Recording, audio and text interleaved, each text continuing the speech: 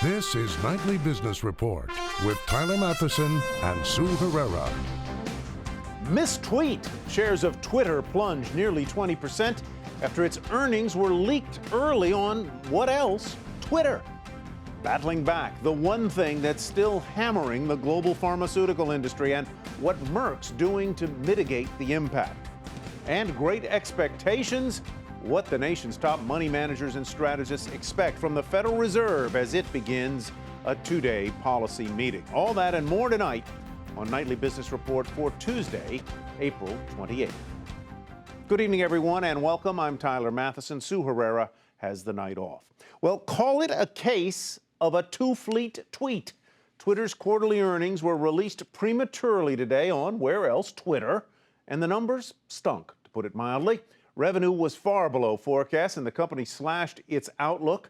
The official profit report was supposed to come after the close of trading today, but some key numbers were tweeted out early by a financial research firm that claimed it got them off of Twitter's own investor relations website.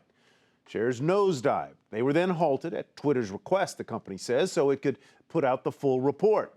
The stock then resumed trading, but by the close, shares were down 18%. That is Twitter's second worst day ever. As for earnings, Twitter did beat expectations on that score at 7 cents a share. But the critical revenue number, a disappointing $436 million, is what caught investors off guard. Julia Borston has more now on the report and what investors should watch. While Twitter's all-important monthly active user number came in right in line with expectations, the news moving the stock lower was its guidance, which along with quarterly revenue came in lower than expected. The company lowered its full-year outlook for both the top and the bottom line. One issue was lower than expected performance from its direct response advertising products. That's a weakness it's looking to address with an acquisition it announced today, along with earnings, is buying marketing technology company Telepart. Another deal to improve that issue, Twitter announced a partnership with Google's DoubleClick to improve that ad performance. We'll have to see if these moves can help reverse Twitter's move to lower its outlook. Back over to you. Julia Borston reporting. All right, sticking with earnings, there was just not as much drama with UPS today, just a solid beat on profits. The company, long regarded as a key indicator of U.S. economic health, says profitability improved across all its business segments in the first quarter, and that, as you might expect, sent shares higher by nearly 3.5%. Morgan Brennan delivers our UPS package. UPS profit climbed 14%, driven largely by higher prices. It was the first quarter of newly implemented rate initiatives, including charging by weight and size for all ground packages, a strategy both UPS and competitor FedEx have employed to incentivize shippers to do a better job packaging goods. It did drive up revenue in the quarter, but ultimately the goal is just to help our customers shrink their package sizes down to make things more efficient, and it helps us operate better and also more efficiently. UPS has also enjoyed strong growth abroad, with export activity jumping 9% in Europe, where the company has a big presence. But currency fluctuations, particularly the euro weakening against the dollar, did weigh on revenue, which missed analyst expectations. Cheaper oil prices also added pressure to those top-line results, as customer fuel surcharges were adjusted lower. Analysts say the biggest takeaway is that the economy is doing okay, both here and in Europe. UPS certainly is comfortable with the economy and the growth that we're seeing in volumes to be able to push price a little bit harder than they have in the past. In terms of guidance, UPS reiterated the outlook it gave in January when 2015 earnings were revised lower. Analysts expect e-commerce and international markets to continue powering profit growth this year. But they also warn that despite falling 10% since the start of the year, shares still look expensive. We're still hold rated on the stock. Our estimates aren't going to change much in terms of what we're looking for 2015, 2016, and 2017. UPS also announced a change in management. Chief Financial Officer Kurt Kuhn will retire, succeeded by Richard Peretz, who is currently the company's corporate controller and treasurer. That transition is set to take place in July. For Nightly Business Report, I'm Morgan Brennan. It was kind of a tale of two drug giants in today's trading session. Dow components Merck and Pfizer both reporting their results, but they were digested quite differently by investors. Merck shares popped 5%. That made it the best performing stock on the Dow today, while Pfizer's fell. Bertha Coombs tells us the challenges both companies face and how Merck managed to come out on top, at least today.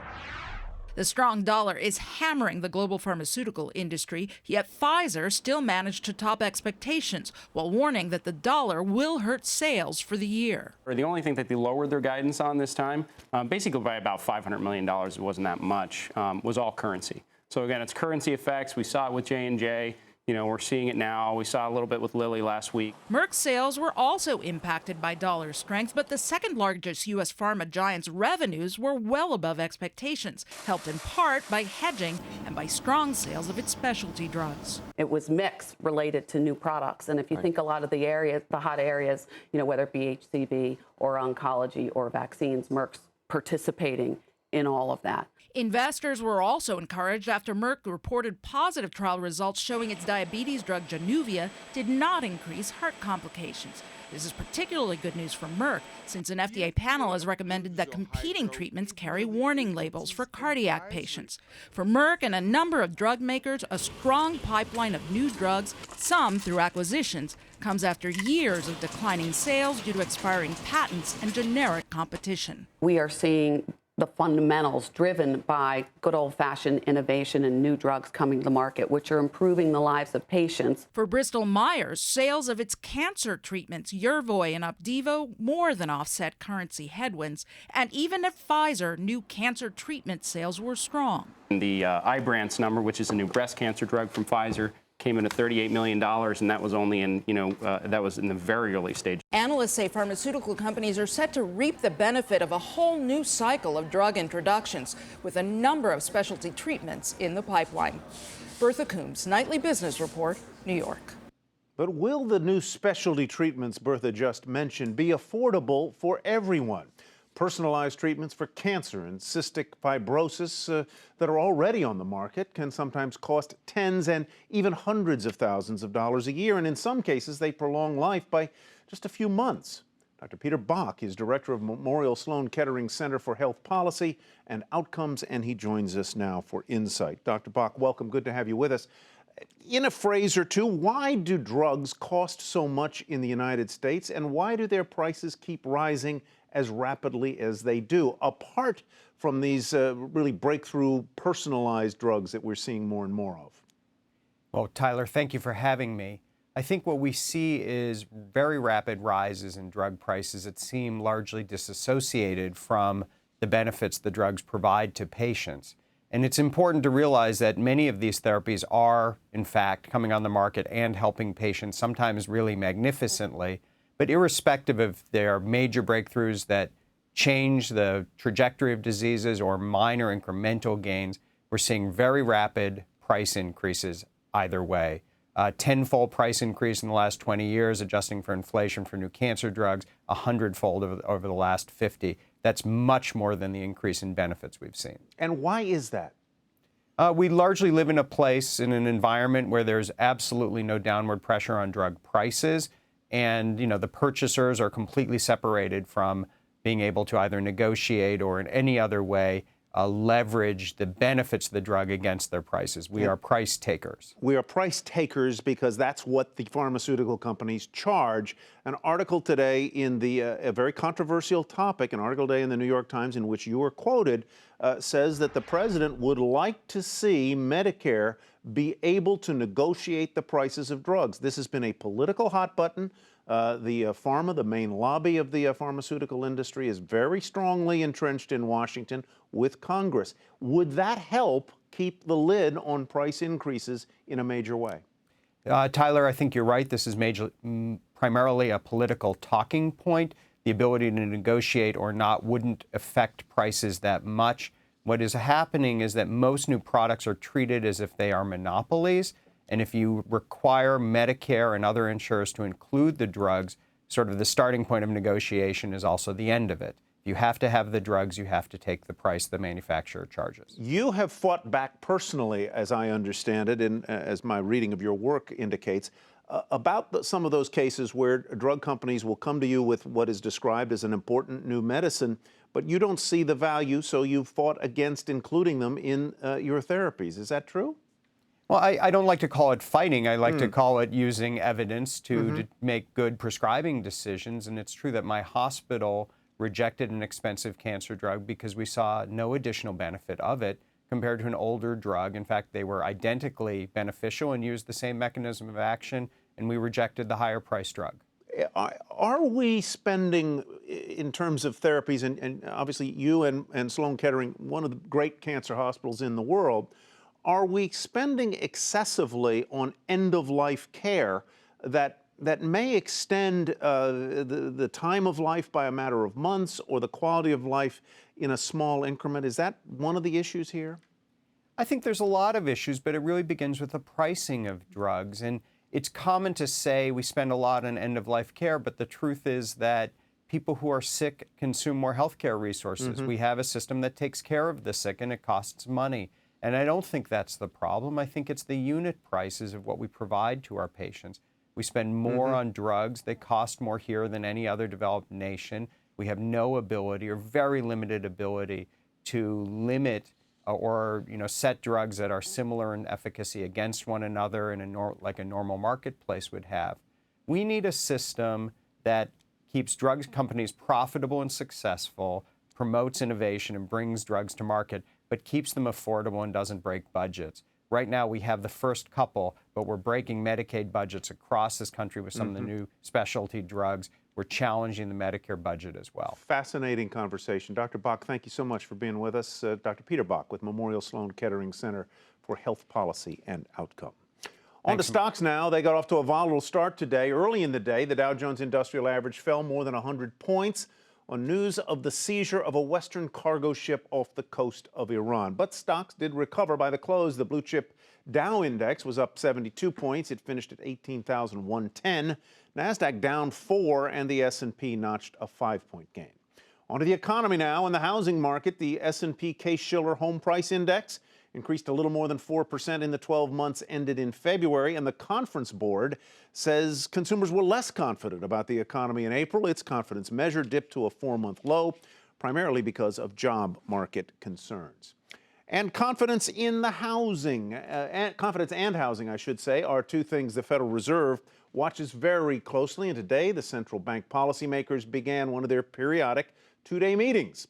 While a rate increase is highly unlikely when we get the results of that meeting tomorrow, many of the nation's top money managers and investment strategists do expect big changes down the road. Steve Leisman explains.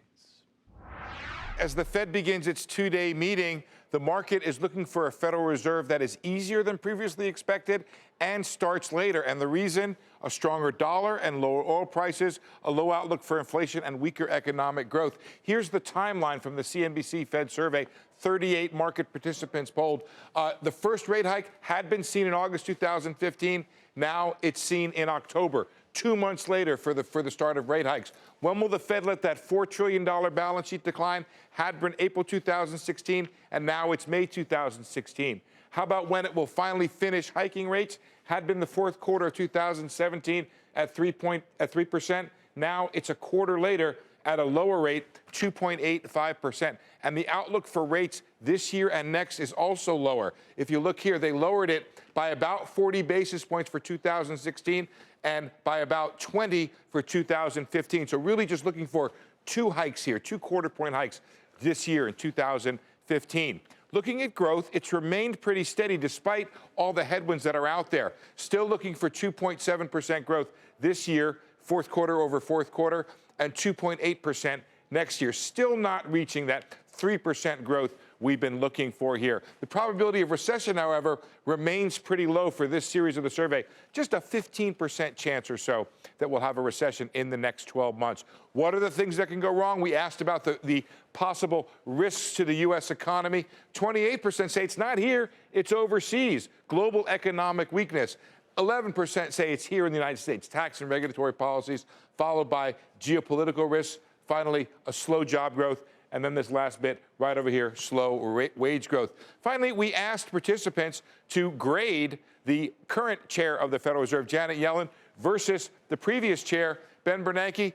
Overall, she does Pretty much the same here on leadership. Transparency a little bit better, communication a little bit better along the way here. This is a combination of people giving Yellen an A versus those who give her a C because they think policy is not right. She beats Ben Bernanke by a little bit in the overall grade. For Nightly Business Report, I'm Steve Leisman.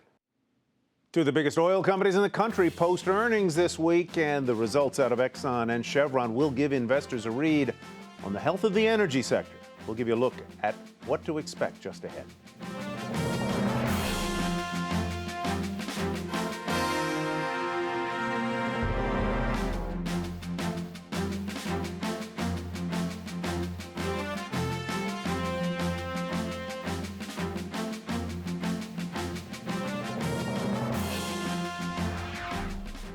Demonstrations continued today in Baltimore as the city recovers from last night's violent unrest. T. Rowe Price, which is headquartered there, closed its downtown offices today and said that many employees will work from their home or other locations. Legg Mason, also a Baltimore company, encouraged its employees to work from home as well. Meanwhile, Southwest Airlines has canceled 10 departures from Baltimore's airport, citing worker and passenger safety. And Major League Baseball is taking an unprecedented step. The Baltimore Orioles will play the first game in Major League history in front of no fans tomorrow. And a weekend series will be moved to Florida from Baltimore. Today's game was postponed and will be made up in late May. Today, the president condemned the violence in Baltimore, calling it counterproductive. The comments came during a joint news conference with Japanese Prime Minister Shinzo Abe at the White House. The two countries are working to strengthen economic ties while trying to further a massive new Pacific Rim trade deal. The politics around trade can be hard in both our countries. You know, it's never fun passing a trade bill in this town. Japan recently surpassed China as the United States' biggest creditor. To the Supreme Court now, where justices today heard arguments over the constitutionality of gay marriage, and the ruling could have implications for businesses large and small. Hampton Pearson reports. Demonstrators for and against gay marriage outside the Supreme Court reflected the divisions and caution among the 9 justices being asked to decide whether to require all 50 states to recognize same-sex unions or let the states decide. Justice Anthony Kennedy, a likely swing vote, took the lead in voicing apprehension about redefining marriage. This definition has been with us for millennia, and it's very difficult for the court to say, oh, well, we know better. A fundamental core of the institution is the opposite-sex relationship. Same-sex marriages are legal in 36 states and the District of Columbia. Today's case involved 16 same-sex couples from 4 states where their marriages are illegal. And we don't feel like we should have to leave our state just so that we can get the same treatment that other couples get in other parts of the country. We took this case on for protection of our children, and we stand before you one step closer to being a legalized, recognized family in the state of Michigan. There are an estimated 350,000 married same-sex couples nationwide, according to a population expert at UCLA. Several companies, large and small, have already implemented benefit plans for same-sex couples. The question remains, how many more businesses will have to follow suit if the court rules in favor of gay marriages? So far, the biggest economic headache has been, you guessed it, taxes. Federal tax policy is uniform after the court's ruling 2 years ago. The challenge now is what to do at the state level. The uncertainty is where it's still disputed. And in a state like Alabama, where the federal courts are saying one thing and the state courts are saying another, it's tough for us to see taxpayers and citizens put in that kind of situation. Based on today's arguments, it looks like the justices plan to set a very high legal bar before possibly saying yes to the notion of same-sex marriage as a constitutional right. For Nightly Business Report, I'm Hampton Pearson at the Supreme Court. We begin tonight's market focus with 2 well-known companies upping their shareholder payouts. IBM and MetLife both announcing increases to their quarterly dividends. IBM's is up 18% to $1.30 a share. MetLife hiked its dividend to about 38 cents a share. Both yields are around 3%. Shares of IBM up almost 2% today to $173.92. MetLife 1% higher. It closed at $50.86. Ford disappointed investors with results that missed estimates on the top and bottom lines. The carmaker sold fewer vehicles in North America as it's working to increase production of its new F-150 truck. It maintained its full-year profit forecast, though, and shares rose 1% to $16.06. It was a tough day for shares of Coach.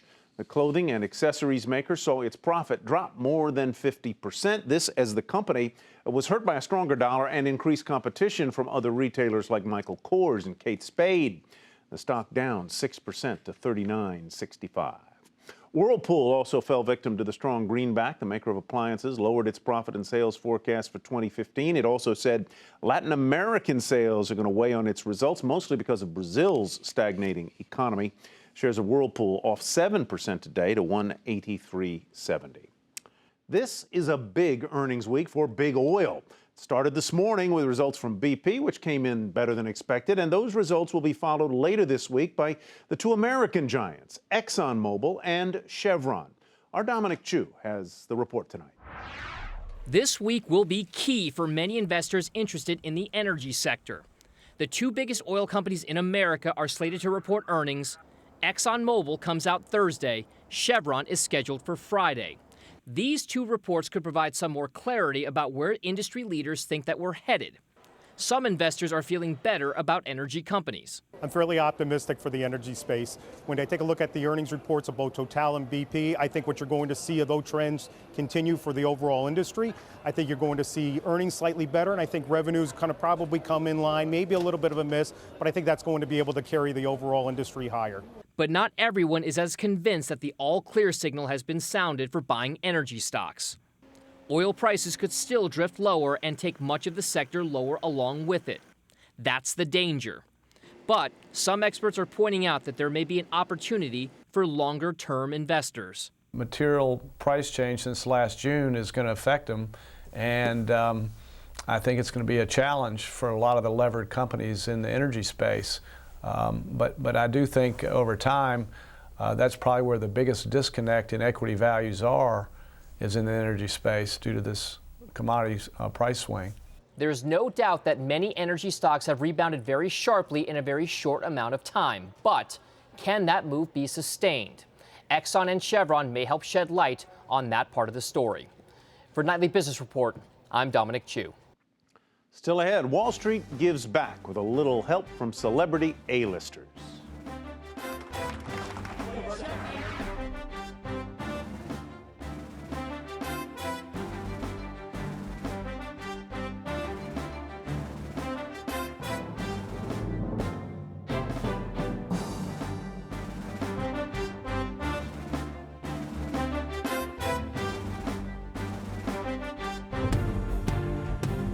Here's what to watch tomorrow. We're going to get that statement from the Federal Reserve after the central bank's two-day meeting. First quarter GDP, which is the broadest measure of economic activity, going to be released tomorrow, and that is what's on the agenda for Wednesday. The National Football League has decided to give up its tax-exempt status. In a letter today, the NFL commissioner informed team owners and members of Congress by saying he was eliminating a distraction. The league had been under pressure from lawmakers who questioned whether it deserves such a classification. As a result, the league will no longer be required to disclose the compensation of its commissioner and other top executives. And finally tonight, a star-studded Wall Street trading floor.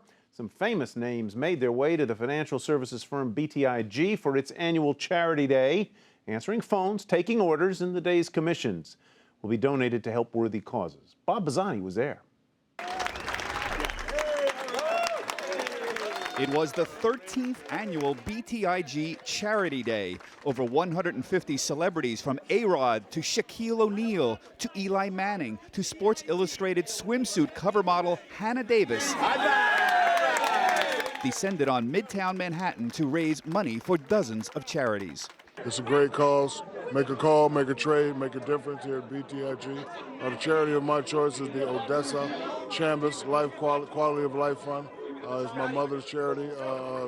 Ever since 1995, we've sent about 150 nurses to nursing school. BTIG's founder, Steve Starker, who just last week became the co-owner of the Atlanta Hawks, has no problem getting his dozens of sports star friends to attend his annual event.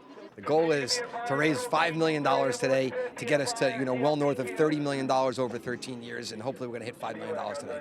One thing every charity participant emphasized was the importance of people who are in the public eye to give back to the community. Giants quarterback Eli Manning was raising money for the March of Dimes and other groups. He stressed the importance of being involved with his own community. Once you do it a little bit, or you visit a hospital, or you go to an event and you see that you're making a difference, maybe you get a written note from a parent, or you get a child comes up and you see them smiling, and maybe they've had a rough time, and you understand that just a little can make a big difference in these people's lives. Sports Illustrated cover model Hannah Davis, who was raising money for the Happy Hearts Fund to rebuild schools in areas hit by catastrophe, insisted that people in the public eye have an obligation to help others. I think it's extremely important because we have this platform. Whether you're an athlete or actress or model, people look up to you and people are listening to you. So I think it's really important to do charitable work.